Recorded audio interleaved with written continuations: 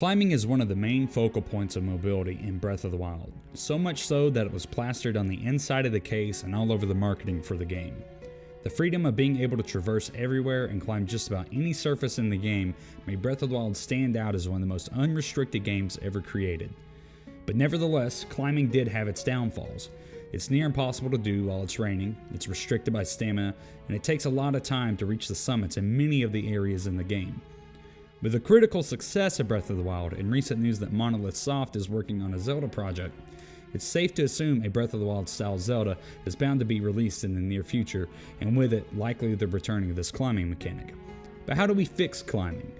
Increase stamina, special gear sets much like the one currently in Breath of the Wild? While both of these are likely to be implemented, there's an easier option.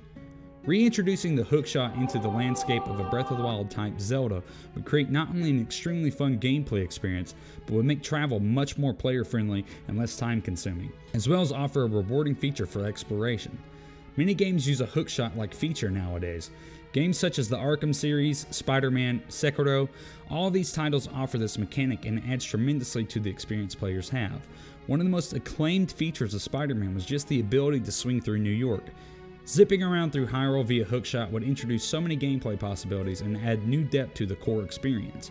Assuming Nintendo sticks with the Sheikah slate, the Hookshot can be implemented as a new rune with appropriate cooldown times and distance restrictions as to keep the gameplay and travel balanced so you aren't missing out on the wonderful scenery of the game. A feature of this kind could be abused and end up creating an experience that takes away from the game, so an additional measure to take would be to treat it the same as the Hero of the Wild armor set and restrict it to a number of completed shrines or possibly a boss rush type challenge like we saw in Skyward Sword in order to get the Hylian shield. With the return of the Hookshot, combat would also take on new implications and mechanics. Twilight Princess offered many different types of enemies that revolved around the claw shot, and with that we got a wide variety of enemies and combat styles. This could add more strategy to the combat as offering another solution to completing a task. How great would it be to hookshot a Guardian or a Molduga and attack it from a mounted position, or steer it while on top and run it into a mountain or off the side of a cliff? Using the Hookshot in conjunction with a sailcloth and stamina system would create a unique playstyle that I feel an open world Zelda game could benefit heavily from. Nintendo has made it very clear that exploration and travel is a large focus for the Zelda series in this new style.